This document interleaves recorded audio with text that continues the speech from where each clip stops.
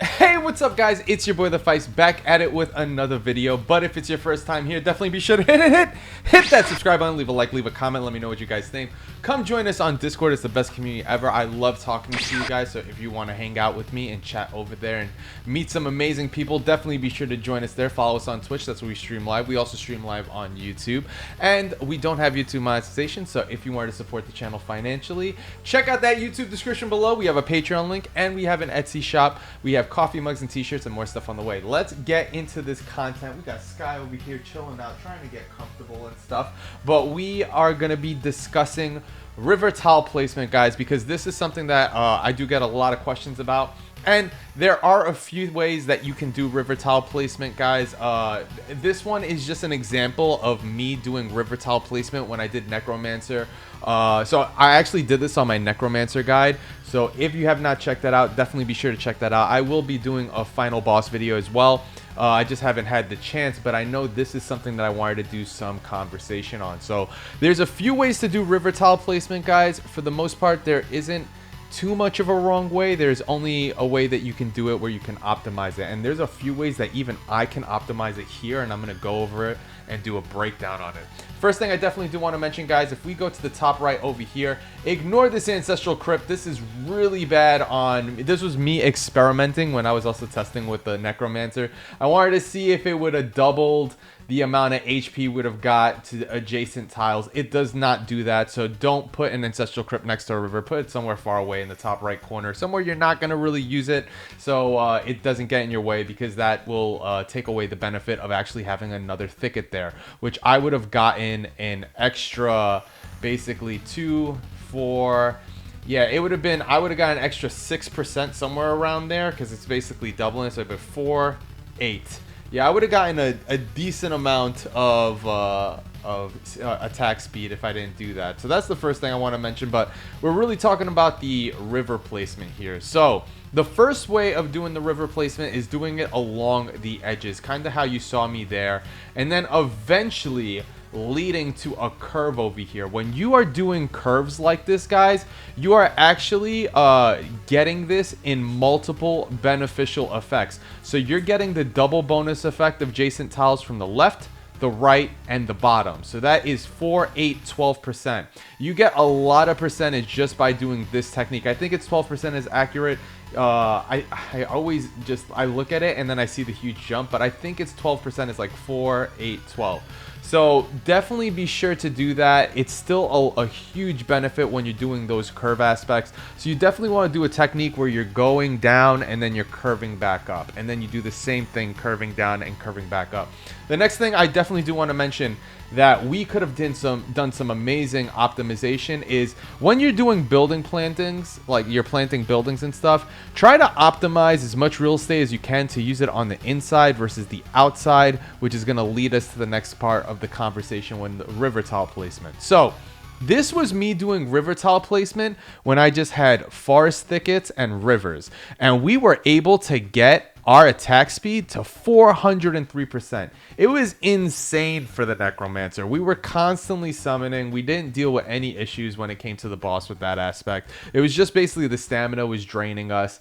You could do a combination of using like river dunes and stuff to do an oasis to slow down your attack speed by 0.5, and then like everyone else's by 1%. So you can do that type of stuff. But I would highly recommend, if you're doing that type of build where you're doing deserts and dunes to build an oasis for like the river, do it on the end, on the tail end of the level. Don't do it in the beginning. This is us talking about like the final stage where you have to face multiple bosses, the first boss, second boss, third boss, and fourth boss. You want to get your attack speed as quick as possible up there. So I would highly suggest really focusing on trying to get as much forest and thickets down with the rivers when you're doing that, if you're trying to go for that combination. I personally don't use the desert dune combination to build an oasis with the river a lot, but I would suggest, if you're trying to do it for the end game aspect, when you're trying to slow down the last boss or last bosses that you're facing. That would really help you out. But in the beginning, you're just trying to get an early fast percentage. So this is the first way you can kind of do it, where you're doing that curvature and then you eventually go out.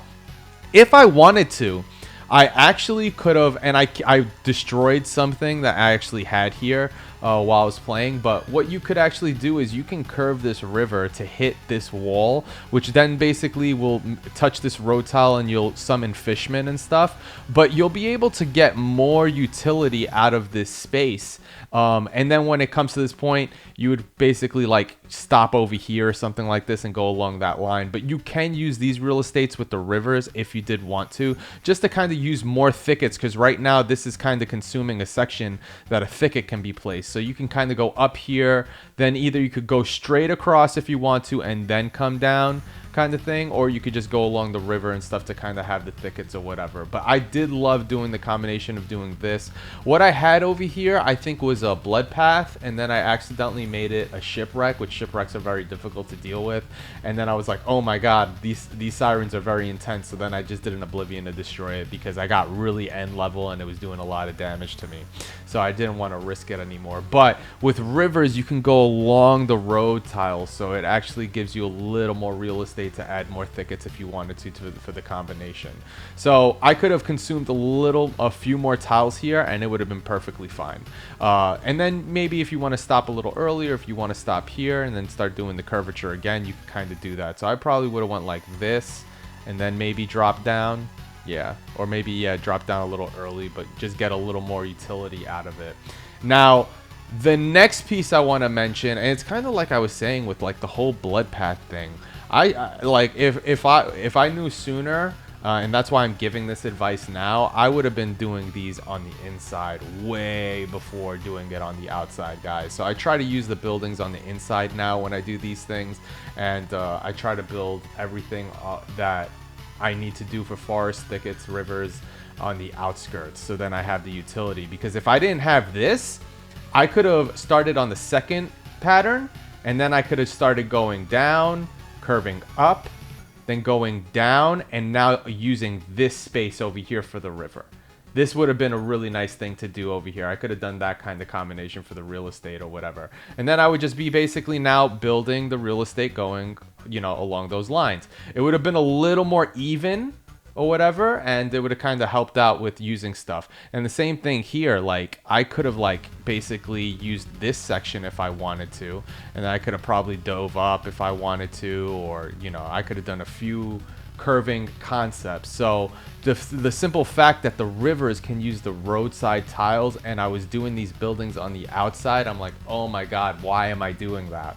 But that's like, you live, you learn, you play kind of thing.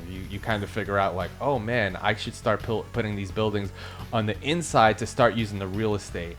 I don't think it's beneficial to put a bridge inside, to go inside and start working the river along these sections and put in thickets here. I don't think it's beneficial in any sense to use that. So I would say when you're doing river tile placement, just do it on the outskirts, get the most benefit out of it for the most part. Now, the further that you play in the game, you eventually unlock the suburbs, which the suburbs give you every time you place a suburb town. And in this playthrough I didn't, but I want to discuss it. You get 1 XP extra for every suburb you play. You can build a town by like making a cross form of the suburbs, but I don't think that's beneficial personally. I don't think it's beneficial to build a block of towns. What I would personally do, guys, is I would start the river on this second tile going down, and the suburbs would just be 1 tile here on the left side. So I would just basically be building every so the river would go where these thickets are, and that's how I play now usually. And then I would play like the suburbs just all along this section over here, just 1 row. And then basically what happens is the river doubles the XP for those. So every time you plant one, it's going to be 2, 4, 6, 8, 10, 12, 15, 14, 16, 18, 20. You get a decent amount of EXP just from 1 tile, and it helps you level up significantly. So that's like one of those things that I learned, that once I actually got the suburbs unlocked, it's actually super beneficial if you're trying to doing this. Now, when you're doing the early stages, I would highly suggest like maybe just doing 1 suburb or 2 suburbs, like not a lot, because you want to have a lot of attack speed to fight the boss, the first boss. And the first boss gets summoned pretty quick. And the other pieces, you're going to definitely want to place a lot of thickets first. But I know this is not a guide on how to beat the last boss. I could do a separate guide on that, discussing that and all that good stuff. But this is really just to kind of give you an idea of how there's various ways of placing, doing river tile placements where it's actually beneficial. In the end, regardless, 403 attack speed is really incredible for the river placement with the forest and thickets. Actually, it's overkill, to be honest. You don't need this much attack speed, but when we did it, we had a lot. Like, this was a really good run. If you guys did not check our Necromancer run, be sure to check it out, or check out our boss video that I will be putting it up soon, because I want to also show the ending of the game. Like, we don't have that yet, but those are the 2 ways of doing river tile placement, guys, that are really good. When you go on to this side over here, like, there's a few ways. It's kind of like I said, if I had this place, like if I had this this blood path like on the inside, like I should have done it, I could have used this real estate so much more. I could have went up here, I could have went back down here, and then I could have went all the way up, and I could have went all the way down, and I could have went all the way up, and then I could have just gone across. I could have done so much more performance efficiency things to kind of give that curvature and that leniency. But my problem was that I was putting the buildings on the outside. So all the thing, and the reason, just to give you a piece of information, the reason I'm saying like do the dunes over here is kind of like I said, it was like, do that for the end, for the final boss, if you're doing that build. And the reason I'm saying do the suburbs on the left side is because you want to accrue EXP like in the early stages as well. So putting like a few suburbs in there doesn't hurt, because it's just a better grind every time you're killing. So that type of, like, those type of placements, you know, doing it a little early actually doesn't hurt. So that's why I highly suggest putting the difference between putting the dunes over here on the right, or to build an oasis, or putting the suburbs here to double the XP and putting it on the left.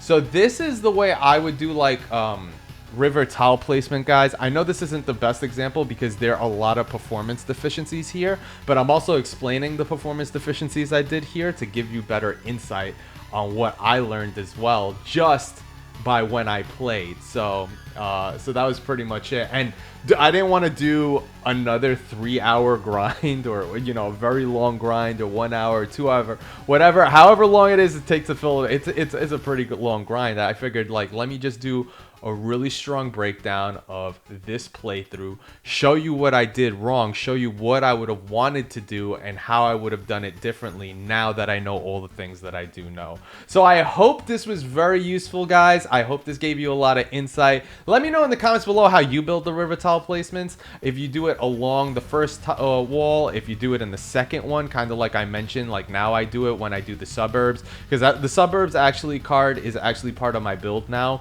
ever since I unlocked it, because your cards always change based on what you unlock. So based on, like, if you don't have river or forest, like you're probably still using mountains and meadows and stuff. But obviously we're doing a river tile placement guide, and we're assuming that everyone that has river and tile placement definitely has forest.